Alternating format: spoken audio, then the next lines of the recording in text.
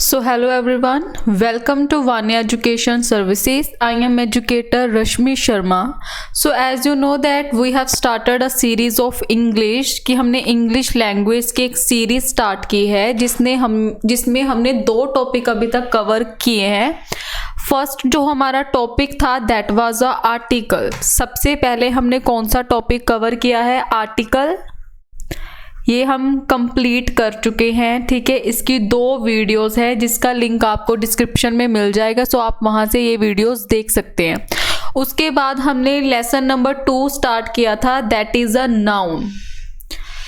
जो ये वीडियो है it is for all competitive exam, जिसमें किसी भी पेपर में जिसमें इंग्लिश लैंग्वेज का थोड़ा भी पोर्शन आता है, so it is beneficial for all that, ठीक है। लास्ट वीडियो में हमने नाउन के कुछ पर्टिकुलर रूल्स डिस्कस किए थे कि बेसिकली नाउन होता क्या है, कि noun is a name of a person, particular thing और अ प्लेस, ठीक है। किसी जगह का नाम, किसी पर्सन का नाम या फिर किसी भी वस्तु का नाम, उसको हम क्या बोलते हैं? नाउन बोलते हैं। सो लास्ट वीडियोस में हमने नाउन के एक बेसिक कंसेप्ट पढ़ा था और एरर डिटेक्शन के कुछ पर्टिकुलर रूल्स पढ़े थे। सो इस वीडियो में हम उसको ही फर्दर मूव करेंगे नाउन के टॉपिक को। सो आज हम रूल नंबर 2 डिस्कस करेंगे। कल हमने एक रूल डिस्कस किया था अबाउट द कलेक्टिव नाउन, कि किस किस की कलेक्शन को क्या क्या बोला जाता है। जैसे कि हमारे पास हर्ड है, हर्ड बेसिकली हम किसके ग्रुप को बोलते हैं? लाइन के ग्रुप को हम क्या बोलते हैं? हर्ड बोलते हैं, ठीक है। या फिर बर्ड्स के ग्रुप को हम क्या बोलते हैं? प्लाइट बोलते हैं। सो ये क्वेश्चन हम अभी तक किए थे। सो आज हम रूल नंबर 2 डिस्कस करेंगे। सो हमारा रूल नंबर 2 बेसिकली क्या है? Collective noun, collective noun which are used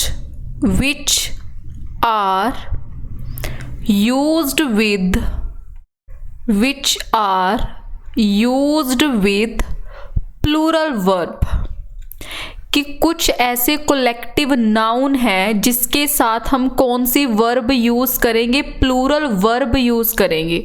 अब देखो, सबसे पहले आपको ये भी पता होना चाहिए कि इंग्लिश लैंग्वेज के अंदर कौन कौन सी प्लूरल वर्ब है। सो फर्स्ट प्लूरल वर्ब हमारे पास है दैट इज अ आर, ठीक है। आर क्या है? It is also a plural verb. उसके बाद हमारे पास है हैव और एक हमारे पास है वर, ठीक है। So these are 3 plural verb in a English language. अब हम जो भी कलेक्टिव नाउन की बात करेंगे उसके सबके साथ हम कौन सी वर्ब यूज करेंगे? प्लूरल वर्ब यूज करेंगे, ठीक है।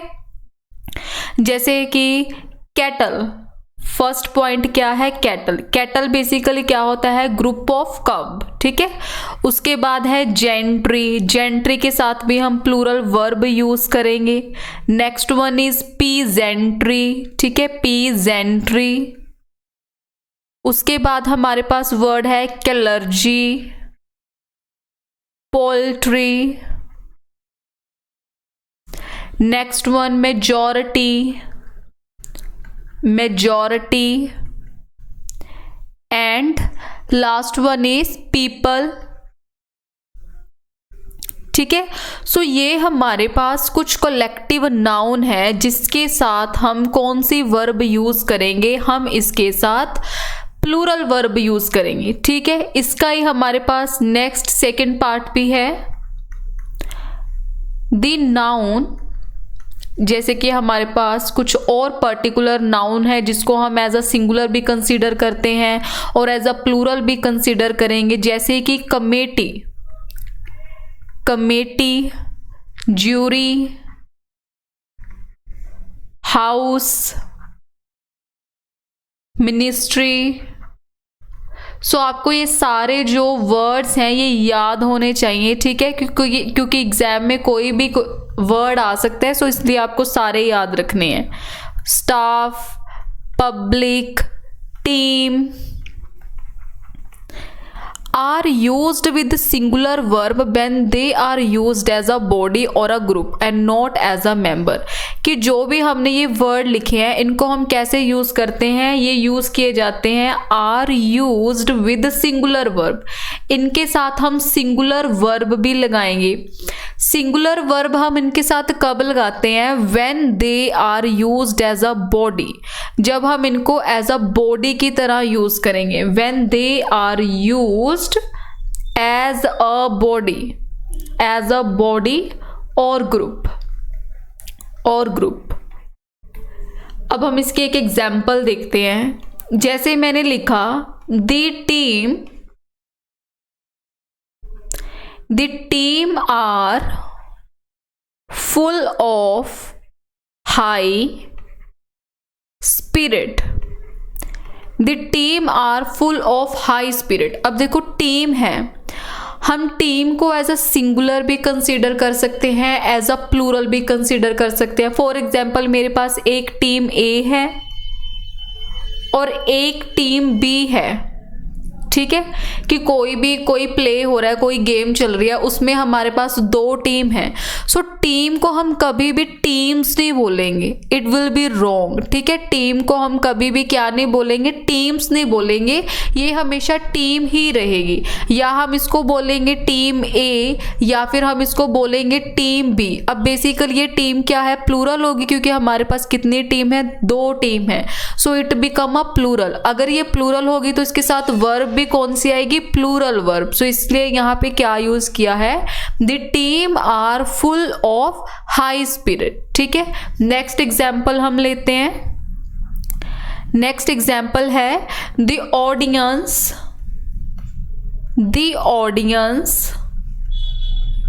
Was spellbound, the audience was spellbound. अब देखो ऑडियंस को हमने एज अ ग्रुप कंसीडर किया है। अगर हमारे पास एक ग्रुप है, उस ग्रुप में क्या है? पर्सन है, हम उनको क्या बोलेंगे? हम उनको एक ऑडियंस का नाम देंगे, ठीक है। सो जो ग्रुप और बॉडी, अगर हमारे पास कोई ग्रुप है या कोई पर्टिकुलर बॉडी है तो उसके साथ हम वर्ब कौन सी लगाएंगे? Singular verb. सो इसलिए हमने यहाँ पे क्या यूज किया है? वॉज। वॉज क्या है? सिंगुलर वर्ब है। जैसे हमने पढ़ा है कि प्लूरल वर्ब हमारे पास आर है, वर है, हैव है, वैसे ही हमारे पास सिंगुलर वर्ब है वॉज, हैज एंड इज। ये हमारे पास तीन सिंगुलर वर्ब हैं इंग्लिश लैंग्वेज के अंदर। उसके बाद हम नेक्स्ट रूल डिस्कस करेंगे, that is rule number 3। Rule number 3 हमारे पास क्या है? That is offspring, deer, fish, ship are expressed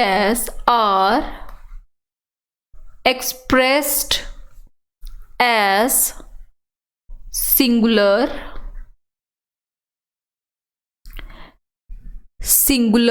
or plural only by the use of verb, only by the use of verb. इसका basically मतलब क्या है कि जो हमारे पास कुछ पर्टिकुलर वर्ड है, जैसे है ऑफस्प्रिंग, डियर, फिश, शिप, कहते हैं हम according to verb, according to helping verb हम इसको सिंगुलर भी बना सकते हैं और हम इसको प्लूरल भी बना सकते हैं। ये किसके ऊपर डिपेंड करेगा? ये सेंटेंस की डिमांड के ऊपर डिपेंड करेगा।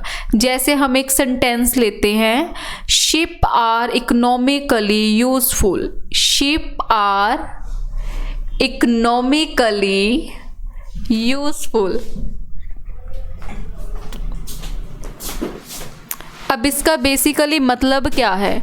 तो यहाँ पे हमने शिप की बात की है, शिप का मतलब भेड़ होता है, तो हमने क्या कहा है कि जो शिप है वो बेसिकली इकोनॉमिकली यूजफुल है, ठीक है।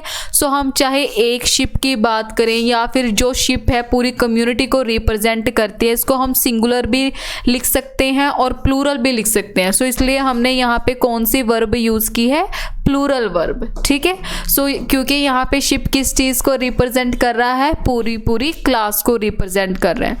नेक्स्ट हमारे पास पॉइंट है, a ship is grazing in the field. A sheep is grazing in the field.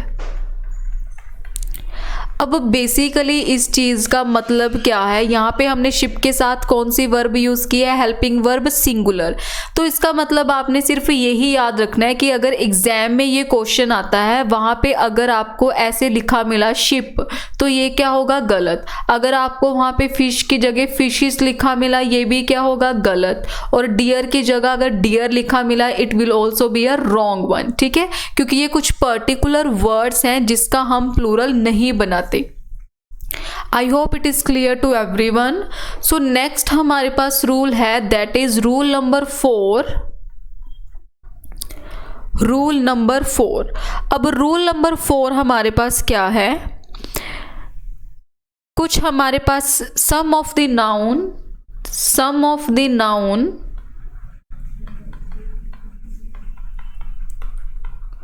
are used with singular verb. हमारे पास कुछ नाउन है जो हम किसके साथ यूज करते हैं, सिर्फ और सिर्फ सिंगुलर वर्ब ही उसके साथ यूज होगी, ठीक है। जैसे क्या है, कुछ पर्टिकुलर डिसीज के नेम हैं, डिसीज। अब वो डिसीज कौन सी है, जैसे कि मम्प्स, मीजल, रिकेट्स। सो ये पर्टिकुलर क्या है, डिसीज है जिसके साथ सिर्फ और सिर्फ हम सिंगुलर वर्ब यूज करेंगे। उसके बाद गेम्स एंड स्पोर्ट्स जैसे कि बिलियर्ड्स, एक्वेटिक्स, इनके साथ बेशक इनके साथ एस लगा है, बट हेल्पिंग वर्ब कौन सी यूज होगी, singular one. Gymnastic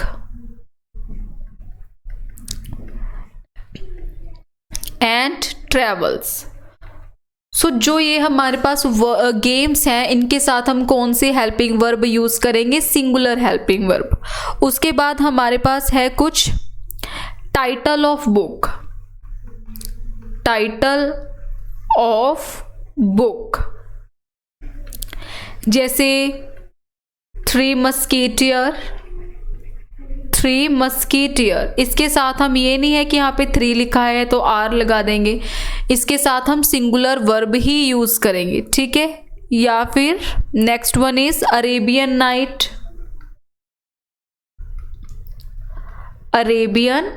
night. So ये हमारे पास कुछ पर्टिकुलर सब्जेक्ट है जिसके साथ हम कौन सी हेल्पिंग वर्ब यूज करेंगे, जिसके साथ हम सिंगुलर हेल्पिंग वर्ब यूज करेंगे। उसके बाद हमारे पास है रूल नंबर 5। नेक्स्ट वन है हमारे पास रूल नंबर 5। अब रूल नंबर 5 हमें क्या कहता है, हमारे पास कुछ पर्टिकुलर वर्ड्स हैं, जैसे मैंने लिखा वुड, और एक हमारे पास वर्ड होता है वुड्स, या हमारे पास है वाटर, और एक मैंने वर्ड लिखा वाटर्स। एक वर्ड है हमारे पास एयर, और दूसरा वर्ड है एयर्स। नेक्स्ट हमारे पास है गुड, और एक वर्ड है हमारे पास गुड्स, ठीक है। सो ये कुछ पर्टिकुलर वर्ड्स हैं जो कि हमें सेंटेंस में देखने को मिलेंगे। सो बेसिकली वुड का मतलब क्या है, वुड एक मटेरियल है, ठीक है। जैसे हम फर्नीचर बनाते हैं, सो वुड क्या है, एक मटेरियल है। वुड्स का मतलब क्या होता है, फॉरेस्ट। वुड एक मटेरियल है और वुड्स क्या है, फॉरेस्ट है। So these both words are right. Water का मतलब बेसिकली क्या है, water is also a material. पानी भी क्या है, एक मटेरियल है। बट वाटर्स क्या है, इट इज ओशन, ठीक है। समुद्र को हम क्या बोलते हैं, वाटर बोलते हैं, वाटर्स। एयर भी क्या है, एयर क्या है, it is a element. Air क्या है, एलिमेंट है। और एयर्स क्या है, air is a behaviour. Air क्या है, एक बिहेवियर है।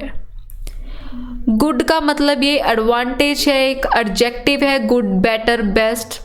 गुड्स का मतलब क्या होता है, आर्टिकल्स। जैसे कोई भी थिंग्स है हमारे पास, कुछ सामान है, उसको हम क्या बोलते हैं, गुड्स बोलते हैं। So these are some particular word जो कि सेंटेंस में पूछे जाते हैं और हमें लगता है कि वुड्स तो कुछ होगा नहीं, so it will be wrong.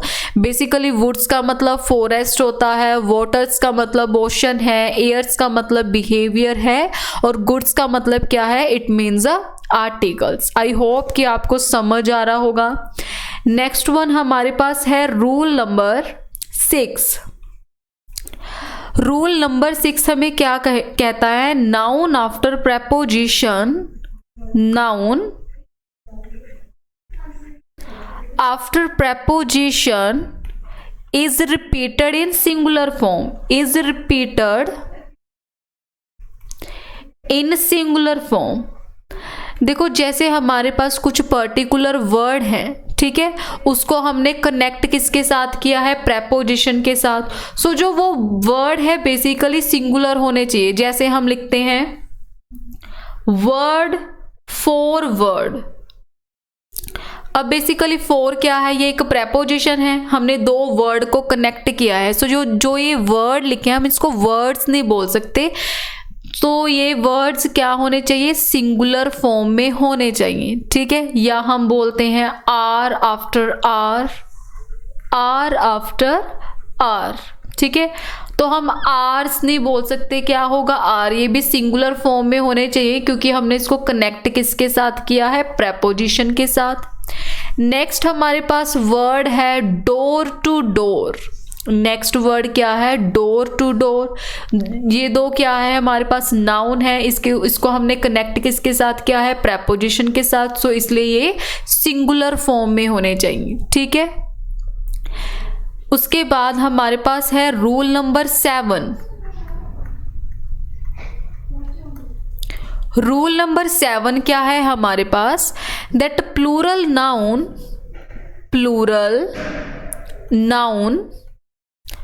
are used with fraction and decimal, with fraction and decimal। कि जब भी हम फ्रैक्शन की बात करेंगे तो फ्रैक्शन के बाद जो हमारा नाउन होगा वो कैसा होना चाहिए, it should be plural noun. जैसे मैंने यहाँ पे लिखा it took us 1.5 hours to reach। या एक सेकेंड एग्जाम्पल लेते हैं, a year and half is wasted, a year and half is wasted। या हमने लिखा 1.5 hour are wasted, 1.5 hours are wasted। Basically इसका मतलब क्या है कि जब भी हम फ्रैक्शन की बात करें, यहाँ पे हमने क्या लिखा 1.5, यहाँ पे हमने क्या लिखा ईयर एंड हाफ, यहाँ पे हमने फिर लिखा 1.5। किसके बाद जो हमारा नाउन होगा वो कैसा होना चाहिए, it should be plural one, ठीक है। यहाँ पे एक और बहुत इंपॉर्टेंट क्वेश्चन आता है, जैसे हम लिखते हैं वन ऑफ दी, या हमारे पास आता है ईच ऑफ दी। इसके साथ भी जो हमारा नाउन होगा वो कैसा होना चाहिए, it should be a plural noun. कि जो हमारा नाउन होगा वन ऑफ द के बाद, ईच ऑफ द के आफ्टर, ये क्या होना चाहिए, प्लूरल नाउन होना चाहिए, ठीक है। नेक्स्ट हम डिस्कस करेंगे लास्ट रूल, जो नाउन का हमारा लास्ट रूल है, that is rule number 8। It is a very important one. जैसे हमने यहाँ पे लिखा commander in chief, commander in chief. तो इसका प्लूरल क्या बनेगा। अब यहाँ पे प्लूरल किसका बनेगा, देखो प्लूरल हम किसका बनाएंगे, पर्सन का ही बेसिकली प्लूरल बनता है। तो यहाँ पे हम जो प्लूरल है वो किसका बनाएंगे, कमांडर्स का बनाएंगे, कभी भी चीफ्स का प्लूरल नहीं बनेगा, ठीक है। ये चीज़ आपने ध्यान में रखनी है, इस पे एक क्वेश्चन ज़रूर बनता है। या जैसे हम लिखते हैं मदर इन लॉ, जैसे हमने लिखा मदर इन लॉ, तो इसमें प्लूरल किसका बनेगा, प्लूरल बनेगा मदर्स का, कभी लॉस का प्लूरल नहीं बनेगा। तो यहाँ पे हम लिखेंगे mother in law, mother's in law. अगर हम यहाँ पे ऐसे लिख देते हैं, जैसे एग्जाम में एरर में अगर ये क्वेश्चन आगा तो ये ऐसे लिखा होगा mother in laws, it is wrong, क्योंकि प्लूरल सिर्फ किसका बनेगा, नाउन का प्लूरल बनेगा। और यहाँ पे नाउन कौन है, कमांडर है, यहाँ पे नाउन कौन है, मदर है। नेक्स्ट हम एक और एग्जाम्पल लेते हैं, जैसे हम लिखते हैं माउस, माउस का प्लूरल क्या होता है, माइस। नेक्स्ट हम लिखते हैं ऑक्स, ऑक्स का प्लूरल क्या होगा, ऑक्सन, ठीक है। वैसे ही जैसे है स्लेबस, स्लेबस क्या होता है, सिंगुलर वन, और इसका प्लूरल क्या होता है, स्लेबी, ठीक है। वैसे ही जैसे हम पढ़ते हैं मोमेरेंडम,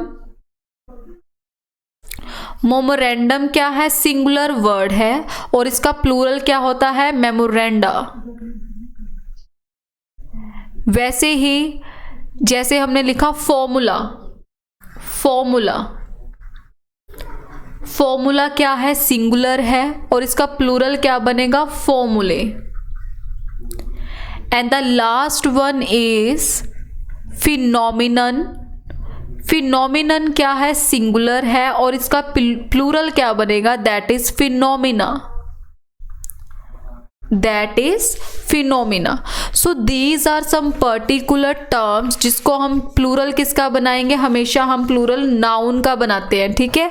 सो ये एरर में ऐसे क्वेश्चन आ जाते हैं कि हमें कोई सेंटेंस गिवन होगा, उस पे जहाँ पे फिनोमिना आना चाहिए था वहाँ पे उन्होंने फिनोमिनन लिख दिया, तो ऐसे हम एरर डिटेक्शन का क्वेश्चन सोल्व करेंगे, ठीक है। आई होप आपको ये वीडियो पसंद आई होगी। नेक्स्ट वीडियो में हम नाउन की एक्सरसाइज सोल्व करेंगे कि कैसे एग्जाम में इसके क्वेश्चन पूछे जाते हैं, जो भी हमने रूल्स अभी तक डिस्कस किए हैं। नेक्स्ट वीडियो में आपने वो रूल खुद से पढ़ के आने हैं, और जो भी हमारी एक्सरसाइज होगी आपने खुद से सोल्व करनी है। So thank you so much. If you have any inquiry then you can contact on the number that is showing on the screen. So thank you so much.